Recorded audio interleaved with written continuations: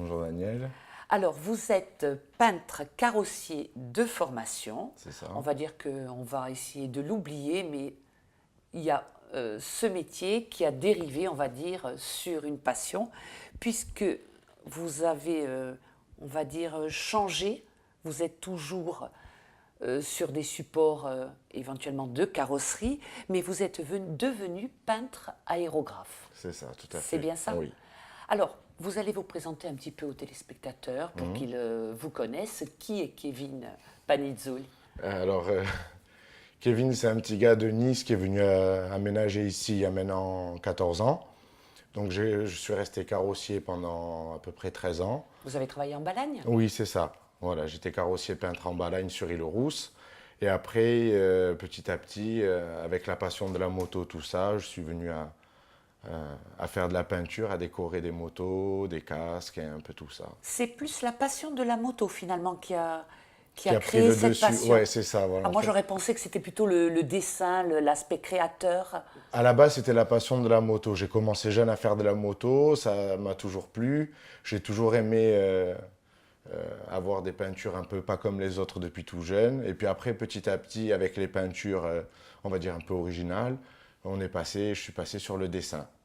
Alors, on va présenter, donc, puisque vous êtes l'utilisateur de l'aérographe, qu'est-ce ce petit outil, ce petit pistolet de précision? Donc, vous nous l'avez amené. Exactement. Alors, je vais vous laisser, parce qu'il paraît qu'il est à manipuler avec précaution, c'est C'est votre ça. outil de travail, Tout à fait. le présenter. Alors, je vais vous présenter. Alors, ici, hop là. Donc, déjà, il se compose de deux parties avec un petit récipient de peinture. Donc, contenant, c'est 10 C'est millilitres. tout petit. C'est très petit. Voilà. Il se monte comme ça dessus. Donc, voilà, je vous présente. Alors, Donc, on va le montrer, allez-y, si je vous vous en permettez. On va quand même le montrer à la caméra. Voilà. Voilà. En effet, le contenant est Et vraiment... vraiment très, très petit. Et tous les stylos, tous les pistolets, parce qu'il ressemble plus à un stylo, Oui. je faisais l'amalgame. Est-ce qu'il y a des aérographes qui sont plus grands?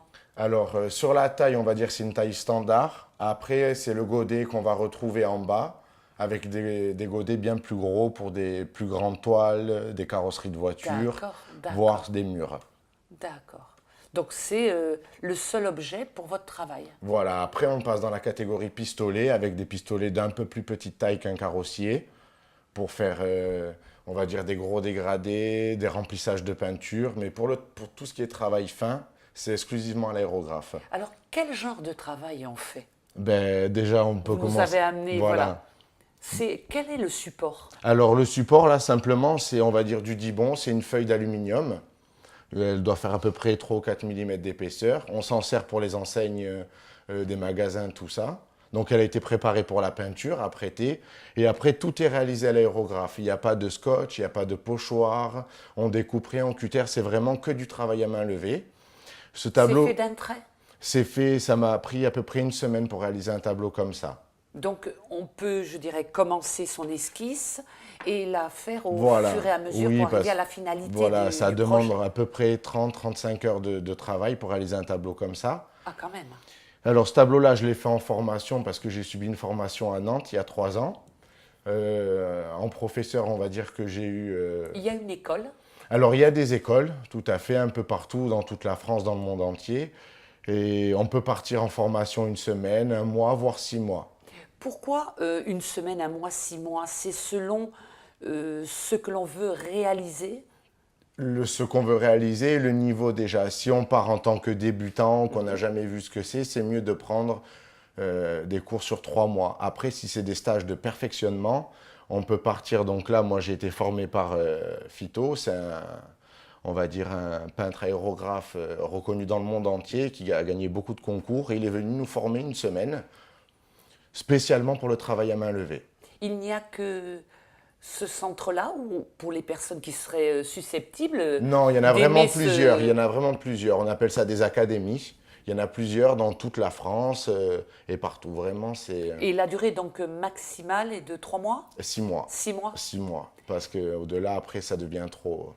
Quand on sort donc de cette formation, est-ce qu'on a un diplôme en main? Alors, on sort avec un diplôme. Moi, j'ai reçu mon diplôme de maîtrise, on va dire, à main levée. qui s'appelle comment? Un diplôme de maîtrise à main levée. L'intitulé Voilà, comme ça. c'est ça, D'accord. voilà. Donc c'est donc mon maître de stage, Phyto, qui nous l'a donné à la fin de la semaine d'entraînement. Donc, vous étiez, on va le rappeler, carrossier, donc il y avait quand même aussi déjà Oui, la la peinture, passion de la peinture, comme c'est on ça. disait au début de l'émission. Et depuis quelques mois, donc, vous avez décidé d'ouvrir carrément votre commerce C'est ça. qui s'appelle l'Atelier. L'atelier, c'est ça. Alors, il est situé où? Alors sur le boulevard Fogat. Ça fait combien de temps que vous avez dit, tiens, ça y est, Ça je me lance? fait 1 an et 3 mois à peu près. Oui. Avril, mai, juin, juillet, ouais, 1 an et 4 mois. Alors, expliquez-nous maintenant, qu'est-ce que l'aérographe? Hormis, je dirais, votre outil de travail, qu'est-ce que c'est comme mode de travail? Alors, à quel sujet? Expliquez-moi un peu mieux parce que Vous c'est tellement vaste. vous travaillez, du reste, vous nous avez amené plusieurs supports. Oui. Donc, vous avez parlé de votre passion moto. Donc, un aérographe travaille sur une moto, sur un casque de moto. Vous faites des Des supports tableaux, des muraux, toiles, tout à fait. des toiles. Donc, comment vous expliquez, non, expliquez plutôt aux téléspectateurs, vous avez une étendue assez vaste Voilà. de panels. C'est ça, tout à fait. Avec l'aéro, J'y suis arrivée. Voilà, avec l'aéro, en fait, je peux peindre absolument tous les supports. Ça peut aller d'une basket, d'une tennis, à des t-shirts. Ça peut se laver? Oui, bien sûr. Bien sûr. Ça résiste à l'eau? Ça alors résiste à l'eau. On a des produits exprès. Je fais aussi des décorations sur les blousons en cuir pour les bikers. Voilà, pour les personnes qui roulent en moto, qui ont des blousons en cuir. Après, je vais vous dire des bêtises, mais je peux décorer votre frigo. Je peux la D'accord. sortir à la cuisine. D'accord. On peut venir dans la chambre des enfants, faire des fresques murales, des décorations. On peut faire des tableaux sur tous les supports. Donc là, on a en alu, il y en a aussi également en toile. Ça peut aller sur des casques, des PlayStation, des snowboards. J'ai fait des drones aussi. Alors, tout ce que vous nous citez, Kevin, Dites-moi. vous avez travaillé dessus. Dessus, c'est tous des projets, oui, des guitares électriques aussi. C'est vraiment, il n'y a vraiment pas de limite pour l'aérographe. C'est Quel est le support qui, jusqu'à présent, finalement, où vous n'avez pas travaillé encore? Parce que tous ces supports ne vous appartiennent pas. On Non, non, vient non. vous demander, Voilà, on est oui. bien d'accord. Donc, est-ce qu'il y aurait un support qui vous tenterait, je dirais, dire, tiens, moi, je voudrais bien apposer ma griffe, mais on ne me l'a pas encore proposé? Alors, j'ai fait pas mal de trucs un peu, on va dire, bizarres ou étranges, des raquettes de tennis pour assortir aux tenues. J'avais fait plus jeune des escalators pour un monsieur qui avait un peu d'argent, qui avait mis des escalators chez lui. J'aimerais bien essayer le body painting à l'aéro. C'est la peinture sur le corps, des décorations Parce que- complètes. Comme je vous demandais Oui. avant d'avoir commencé l'émission, Oui. est-ce que c'est avec votre pistolet qu'on peut Non. faire ce genre de... Non, non. Ça, c'est au dermo.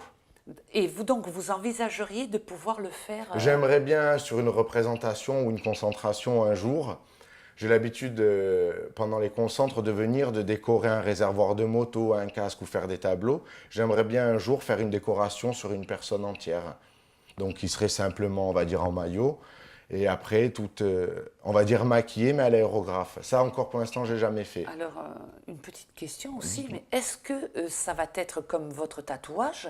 Ça sera à vie? Non, Ou pas c'est du juste... tout. Non, pas du tout. Voilà. Non, non, non, non. C'est de l'encre à l'eau, à la première douche ou un gant avec de l'eau et du Ça savon. va c'est- partir. Ah, ça s'en va de suite. Ça C'est va vraiment partir. éphémère. C'est vraiment pour 1 heure. Ou en représentation, par exemple, dans des soirées organisées, je ne vais pas citer de marques, mais on va dire un restaurant, une boîte de nuit, une marque qui organise un événement, on peut aller et décorer les personnes avec le nom, par exemple, d'un alcool ou d'une boisson. Ah, d'accord. Voilà. C'est vraiment la déco entière, c'est pour le body painting, mais après, on peut faire vraiment des petits, on va appeler ça des petits patchs, au nom d'une marque, en fait. Et vous l'avez déjà essayé pendant votre formation? Non, pas encore. Pas encore. Pas encore. Donc J'ai ça, tous les produits, mais C'est un manque, on va dire. c'est pas un manque, mais ça serait sympathique à faire. Vraiment complet, recouvert entier, le corps, tout décoré un peu. Oui, j'aime. Ça me Peut-être que plairait bien. lors de l'émission, les personnes peut-être peut-être. seraient susceptibles de vous le proposer, quoi. On ne sait jamais. Alors, est-ce que vous diriez que tout le monde a sa chance d'exercer ce métier? Alors, Il n'y a pas de la rigueur, quelles seraient vraiment on va dire, les caractéristiques, quelles seraient les conditions pour l'exercer? Alors déjà, il faut avoir l'état d'esprit, on va dire custom culture, d'où mon nom Art Custom. Il faut déjà être dans cet esprit de partage, tout ce qui est un peu vintage. Déjà, c'est un état d'esprit avant d'attaquer à faire de la peinture. Est-ce que sur l'état d'esprit, il y a l'esprit créatif qui prime, on va dire? Aussi, après, moi au début, je ne l'étais pas, et après, petit à petit, non, pas du tout. En Alors, dessin, par exemple, avec un crayon, je serais incapable de vous dessiner ah ben ça quelque alors, chose. Voilà. moi j'aurais pensé que c'était Non, justement quelqu'un qui aime dessiner. C'est ce que je m'étais dit quand je devais préparer l'émission. J'ai dit la personne doit aimer non. le dessin avant tout. Non, moi, C'est quand pas j'ai du tout le cas. commencé, c'est ce qui m'a, en fait, ce qui m'a retardé dans ma lancée. Je pensais vraiment aussi qu'il fallait être très bon en dessin, avoir des connaissances techniques avec les crayons, tout ça. Donc j'avais dit un jour je ferai, un jour je ferai. Et j'ai commencé, j'ai décoré un scooter pour un ami, sans aérographe, avec un petit pistolet, tout ça. Et je me suis aperçu qu'en fait, ça pouvait être à ma portée si tu commençais un peu à travailler sur le sujet, à t'inscrire sur des forums, à demander des conseils. Et après, petit à petit, j'ai commencé à faire un casque pour un ami, tout ça. Et j'y suis venu, mes créations avec un crayon. Si on me demande des maquettes, je serais incapable de dessiner une maquette pour quelqu'un. Alors voilà, c'est une question que je voulais vous poser. Quand on vient vous voir, par exemple, on va montrer à la caméra ce que vous avez réalisé. Alors ça, voilà. Donc, rappelez-nous, Kevin, quel est le support Alors là, pareil, j'ai pris une plaque de Dibond. et combien de temps pour Alors pour un dessin comme ça, réaliser? avec la préparation, parce qu'en fait dessus il y a un vernis effet miroir, ça demande à peu près 3 jours de boulot, avec les temps de séchage et tout, parce qu'il y a à peu près 10 couches de vernis pour avoir un rendu vraiment miroir. En dessin pur, il faut compter à peu près, on va dire, une dizaine d'heures. Voilà. Celui-ci a 10 Celui-ci, heures pour le réaliser. dessin, la préparation 10 heures, et après on va dire 2 jours pour le vernissage, 2 à 3 jours. Et qu'est-ce que j'allais vous dire? Donc, moi, dans mon idée, c'était que quand on venait vous voir, selon ce qu'on vous avait demandé, avant de faire donc le définitif, vous faisiez un dessin à main levée. Non, Pas du tout. pas du Vous tout. démarrez, comment ça se passe? Directement avec votre pistolet. Oui, mais d'abord, il y a tout, on va dire, il y a tout un processus à respecter avec le client, on va dire. On va en parler justement Voilà. quand on vient. Alors, je suis la cliente, pour qu'on comprenne bien. Je viens vous demander Eh bien, nous avons un casque devant nous. Je voudrais bien que ce casque soit décoré. Je ne sais pas le terme exact. Décoré. Décoré tout simplement. Tout simplement. Et donc, il va être unique. Exactement. Alors, soit j'ai ma propre idée de déco, on va dire, soit je ne sais pas du tout ce que j'aimerais avoir. Vous allez me proposer quelque chose. Bien sûr.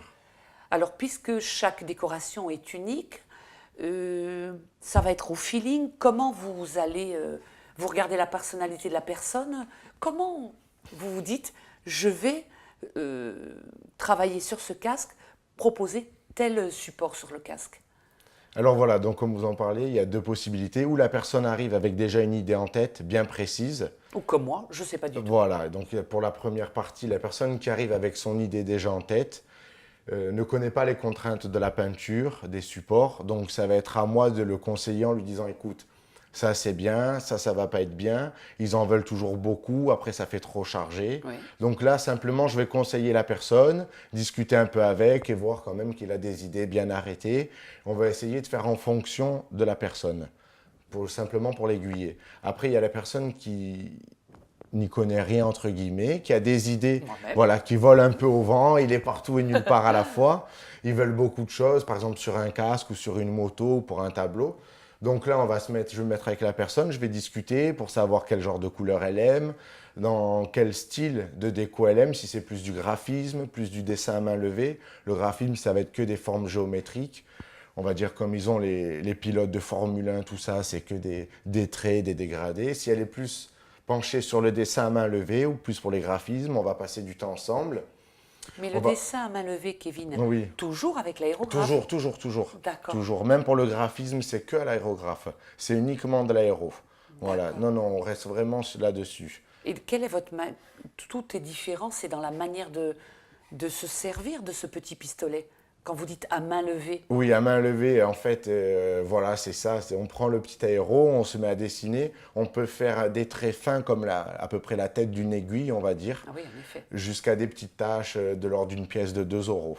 Donc, c'est pas plus gros, en fait. Et si vous vous plantez, on va dire, dans votre dessin, comment vous faites? Il y a possibilité de recommencer? Comment, on va dire vulgairement, on peut gommer? Non, on gomme pas. Ça veut dire que si demain je me mettais à faire une erreur Si vous sur faites un loupé, voilà. Voilà, si je me mets à faire une erreur, je suis obligé de reprendre à zéro la pièce pour la rattraper. C'est-à-dire que vous allez repeindre le support du casque? Vous allez repeindre le casque? Alors, pour la décoration, par exemple ici, comme pour les bulles, elles viennent à la fin. Donc ça, à la rigueur, si je fais une erreur, avec l'aéro, je peux refaire du noir autour et remettre ma bulle. D'accord. Après, ensuite, pour les pièces comme il y a derrière, c'est des pièces qui sont faites à main levée avant la couleur finale. Ça, les gens, des fois, ils ne comprennent pas parce que quand j'ai attaqué un projet, ils arrivent 2 ou 3 jours après en me demandant « Tiens, pas fini ?» J'ai dit non. Ils me disent « Ah, mais je voudrais rajouter tel dessin. » Est-ce qu'ils ont la curiosité, ils vous demandent, est-ce qu'ils peuvent voir l'avancée Oui, du travail? j'ai beaucoup de clients Oui. qui restent même avec moi de temps en temps une Ça ne après-midi. perturbe pas pendant le travail? Alors au début, quand j'ai commencé, j'ai travaillé seul, j'ai commencé sur la table de mon salon. Personne ne m'avait jamais vu. Après les premières fois où j'ai commencé à travailler ouvert, où les gens pouvaient venir, c'est vrai que ça faisait un peu bizarre d'avoir plein de personnes qui vous regardent lors des salons, tout ça. Et après, avec le temps, on s'y fait. Et ça devient même un petit jeu, entre guillemets. Quand je fais des changements de couleur avec mon aéro qu'à quelqu'un, je lui dis, bah, tiens, prends l'aéro. On tourne le support où je lui prends une feuille et je le fais essayer. C'est pas stressant, on va dire. Non, pas du tout. C'est même, moi, j'aime bien, c'est plutôt C'est quand sympa. même un travail de minutie. Oui. Mais après, moi, je suis vraiment détente, je ne me prends pas trop la tête, on va dire. Donc, Quelle qualité? Il faudrait la première des qualités pour faire ce genre de travail. On va dire, si on veut se diriger vers ce métier, qu'est-ce que vous conseillerez? Voilà, quelqu'un qui veut se lancer. La qualité première serait laquelle? la première, qu'est-ce que je peux vous dire? C'est qu'il y en a tellement et pas à la fois, en fait.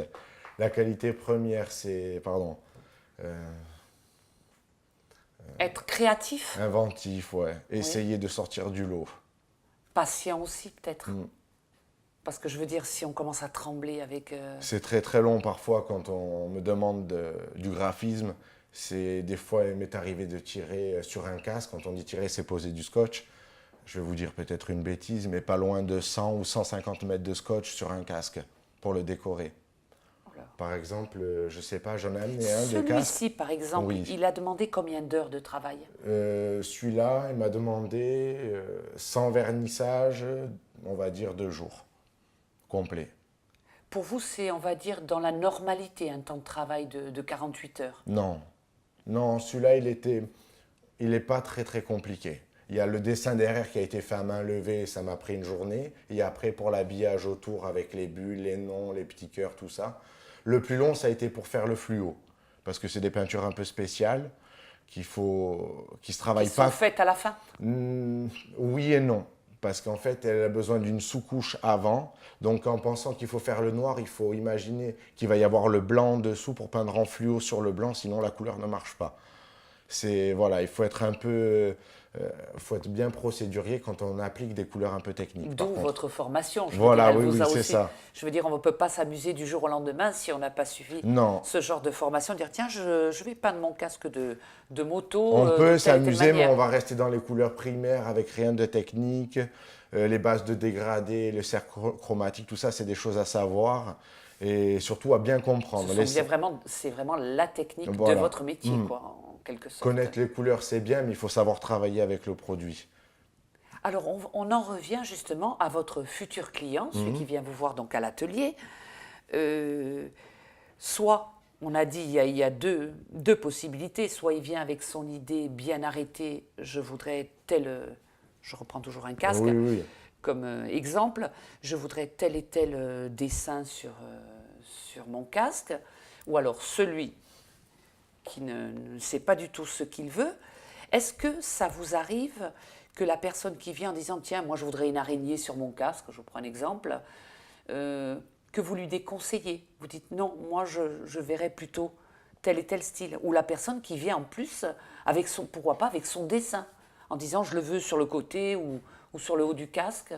Vous avez déjà été confronté? Alors oui, ça m'arrive. Après, je ne vais pas dire que le client est roi, mais effectivement, Kevin, il y a quand même aussi le côté professionnel. voilà, vous allez conseiller. J'allais y venir. Voilà, je vais vraiment conseiller comme un tatoueur. Il arrive avec son idée. Je vais lui expliquer, écoute, c'est bien, mais par exemple, la couleur que tu as choisie pour aller avec, elle ira pas du tout. Ou ton dessin, par exemple, si c'est des dessins trop petits ou trop détaillés sur des petites pièces, sur des casques, je vous prends n'importe quel exemple, je vais lui dire non, ça va être trop fin. Si on ne mettra pas les yeux dessus, on ne comprendra pas ce que c'est. Donc après, oui, effectivement, je guide la personne en lui donnant des conseils, en lui expliquant, voilà, telle et telle couleur, elles n'iront pas ensemble. Le dessin, il est trop petit ou il n'est pas assez détaillé. Et ça ne rendra pas, parce qu'après, il faut savoir qu'une fois qu'ils sont mis dehors à la lumière, avec le vernis, tout ça, c'est différent. C'est différent, il va briller, donc le soleil va taper dessus, on verra moins certains petits détails. Donc des fois, il ne faut pas trop en faire. Un tableau comme celui-là qui reste à la maison, par exemple, je peux vraiment accentuer les détails et aller chercher loin. Et des fois, sur des petites pièces qui sont toujours dehors, ils arrivent avec vraiment des trucs très pointus. Je leur dis, écoute, c'est pas vraiment grave. Une fois dans l'unité, en fait, dans l'unité du dessin, tu le verras même plus. Donc effectivement, oui, je conseille et des fois, je déconseille de faire telle et telle pièce. Vous décorez, mais est-ce que ça vous arrive il peut y avoir quelqu'un qui a eu un accident ou tout simplement a fait tomber son casque, de faire le côté, on va dire, réparation. Oui, alors voilà, ça aussi, c'est un beau point que vous abordez. Je n'utilise jamais de stickers pour la décoration parce que on peut décorer un casque avec des autocollants et le revernir. C'est plus rapide, moins onéreux, c'est pas des pièces uniques. Et surtout, voilà, si demain vous avez un accident, du moment que vous tombez, le casque, dans la logique, il est foutu. Voilà, il est foutu. Mais on peut, je sais pas, moi, oui, bêtement, on cogne son casque, voilà. On l'a à la main, on le cogne. Vous le faites tomber, vous le rayez contre un mur. L'avantage sans avoir eu vraiment l'accident à proprement dit. Voilà, l'avantage avec la peinture, c'est que demain vous abîmez un endroit du casque, je vais il y a une éraflure. Voilà, je vais pouvoir rattraper le défaut, le repeindre, le revernir, comme si rien ne s'était passé. Qu'avec l'autocollant, par contre, c'est, on va dire, c'est un petit peu presque irréversible, parce qu'il faut décaper le casque, enlever l'autocollant qui est sous le vernis. C'est pas pareil. Que là, vraiment, à la peinture, ça permet de pouvoir rattraper pas mal de choses. D'accord. Donc, vous êtes aussi, on va dire, docteur en aérographe. Voilà aussi, c'est ça. On dira ça comme ça. Chirurgien. À ce jour, vous pouvez nous donner une idée du nombre de supports que vous avez, sur lesquels vous avez travaillé? Vous les avez comptabilisés? Non. Non? Je pourrais même pas. Honnêtement, je pense que je dois être à au moins 70 ou 80 casques. Il n'y a pas de regret, on va dire, d'avoir choisi cette, en quelque sorte, on va dire reconversion, mais c'était déjà, on va dire, votre métier de base. Oui, la peinture. La peinture, donc on va dire ce changement dans votre profession. Il n'y a pas de regret? Non, aucun, au contraire. Non. Au contraire, je suis vraiment fier d'avoir franchi le pas. Ça a été, pour ma femme comme pour moi, une aventure assez prenante. Et non, je suis content aujourd'hui d'avoir franchi le pas. Ouais. Alors, tout à l'heure, vous avez parlé pas de concours, je ne sais plus le terme que vous avez employé. Qu'est-ce que c'était exactement? Vous proposiez? Alors voilà, en dehors de l'aérographe, de la peinture, de la décoration, donc je décore aussi des motos entières. Et avec la passion de la moto, et comme je vous expliquais tout à l'heure, des peintures qui ne sont pas comme celles des autres pour sortir en fait du lot et de la custom culture, je me suis... Vous avez votre propre signature. Oui, exactement. Je me suis déporté, mais tout en restant dans ce monde-là, je me suis mis à transformer des motos. J'ai commencé par les décorer, puis petit à petit, je me suis mis à transformer des motos. Je le faisais déjà jeune sur mes scooters. Je me fabriquais des scooters qui ressemblaient à personne d'autre pour sortir du lot. Par rapport à la décoration, Ou vous changez carrément Non, tout le côté esthétique. En fait, je prends une moto, je garde simplement le cadre, son moteur, les parties vitales pour qu'elle puisse rester aux normes avec la loi. Et après, je transforme toute la machine. Donc, comme vous disiez, pour les présentations, tout ça, j'ai déjà fait quelques motos, dont une l'année dernière. D'ailleurs, je suis parti à Lyon la présenter là officiellement. Donc, ça a été une MT-01, la Bull Gold. C'est une machine qui a été, on peut dire, qui a été vue dans le monde entier.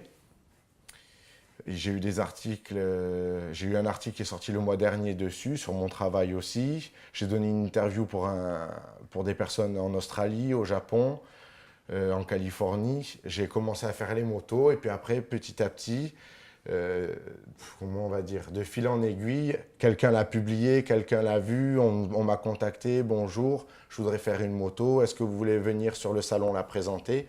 Donc l'année dernière, je suis parti à Lyon présenter la moto. Ensuite, je suis parti à Paris sur le Café Racer Festival aussi présenter cette machine. Et là, il y en a une nouvelle qui va sortir dans 3 semaines. Vous travaillez dessus? Voilà, j'arrive à la fin, ça fait 6 mois que je travaille dessus. Celle-là, c'est une moto perso, je la fais vraiment pour moi. Donc pareil, j'ai acheté une vieille machine de 1990, je l'ai coupée en 3, voire en 4. J'ai assemblé des pièces d'autres motos. Mais vous savez au départ, avant de la disséquer, Alors, ce qu'elle va devenir au final? Ou vous coupez comme ça non, alors non. en fait, donc, je vais vous prendre l'exemple pour la Bull Gold, la MT-01. Donc l'esprit, c'était Café Fighter. C'est une vieille moto, mais avec le look d'aujourd'hui. Il y a de la feuille d'or 24 carats dessus. J'ai fait faire des jantes sur mesure. Les parties carrossées, elles sont entièrement construites à l'atelier. Je vais le dire, mais bon, ça m'ennuie un peu. En fait, cette moto, quand j'ai une moto en tête, en fait, c'est la passion qui passe dessus, qui prime surtout. La Bull Gold, c'est une moto que j'ai rêvée la nuit. J'en ai rêvé une nuit. Le client qui était venu me voir le vendredi m'a dit, voilà, j'ai cette moto, qu'est-ce qu'on peut faire? Le soir, je suis rentré chez moi, j'en ai parlé à ma femme, j'ai commencé à regarder sur Internet. Quelle moto avait déjà été faite sur cette base? Vraiment pour pas faire pareil. Donc du coup, je me suis mis à devait être réfléchir. unique. Voilà, c'est ça. Elle a été classée par les magazines, on va dire, elle a été classée par les magazines une des 10 plus belles motos de sa catégorie au monde, en MT-01. Donc j'ai été très fier le jour de voir Oui, ça dans le magazine, on pense j'étais bien. très content. Donc surtout pour une petite ville comme ici, un petit gars qui s'éclate, donc c'était C'est vraiment valorisant sympa. même pour l'avenir. Voilà. Donc en fait, j'ai rêvé de la moto, exactement, mais détail par détail, comme si j'étais dessus, en sachant exactement ce que j'allais faire et comment. Donc du coup, sans avoir un graphiste qui travaille avec moi, qui peut me concevoir les projets en 3D, dans ma tête, j'arrive à m'imaginer toutes les pièces une par une. Après, pour les pièces qui sont vraiment techniques et demandent des outillages qui valent vraiment une fortune, je crée les pièces sur dessin, enfin sur papier, je fais des esquisses, je l'envoie à un ami, il me conçoit la pièce en 3D et c'est une machine numérique qui vient me la découper, me la fabriquer. Vraiment pour les pièces techniques, les pièces vitales de la moto, on va dire. Et ça va vous demander combien de temps? La Alors, prochaine? alors pour la Bull Gold, Vous j'ai passé pouvez- à peu près 600 heures dessus. Voilà, entièrement. En fait, j'ai passé 600 heures dessus tout seul. C'est des motos, c'est des projets que j'essaye de faire seul du début à la fin. Que ça soit la conception, la peinture, la découpe, la soudure, je fais vraiment tout dessus. Et là, pour la dernière, je pense que je suis pas loin des 800 heures à peu près. Ah oui. Là, la dernière, donc comme je disais tout à l'heure, je la présente le 24 septembre, dimanche 24 septembre. J'organise à l'atelier avec mon partenaire Loris, on organise, on va dire, un gros brunch pour présenter officiellement la moto, parce que je suis suivi par pas mal de personnes sur les réseaux sociaux.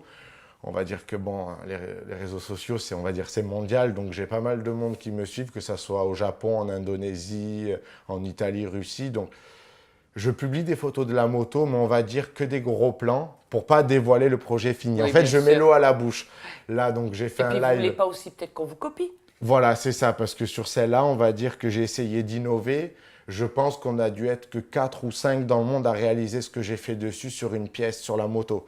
Donc, les gens le verront. Ça sera le suspense. Voilà, le suspense le 24. J'ai un peu la Alors, pression, mais Kevin, ça va. on Dites-moi. va arriver au terme de cette émission, mais je voudrais vous poser une autre question. Est-ce qu'on peut avoir, par exemple, juste pour un casque, une idée de ce que ça peut coûter? Alors, on va dire... Une petite fourchette, on va Une dire. fourchette, on va dire qu'une décoration, on va dire 2 à 3 couleurs, avec des couleurs pas spéciales comme le fluo, tout ça. On va dire qu'on a une entrée de gamme sur un casque pas abîmé, parce que sinon il y a du travail à faire dessus. Sur une peinture unie avec 3-4 couleurs, un nom ou un logo, on va dire que ça va tourner dans les 450-500 € en fonction du casque. Des casques jet ou intégral ou quoi. Après, ça ne demande pas le même travail de démontage parce qu'ils sont entièrement mis à nu. Il reste vraiment que la coquille en fibre de verre ou de carbone. Donc, à peu près, il faut compter 450-500 €. Pour avoir une idée. Voilà. Et donc, pour pouvoir, vous avez un site, vous allez nous donner donc les coordonnées de votre site pour que les personnes puissent aller voir quand même ce que vous réalisez. D'accord. Donc, vous pouvez me rejoindre sur ma page Facebook Kevin Keke Design et sur mon site internet www.artcustom.com. Voilà, tout simplement. Vous pouvez retrouver un peu tout dessus. Kevin, merci d'être Merci à venu vous, ça nous m'a fait très présenter plaisir. vos réalisations. Et quant à moi, je vous dis à une prochaine fois.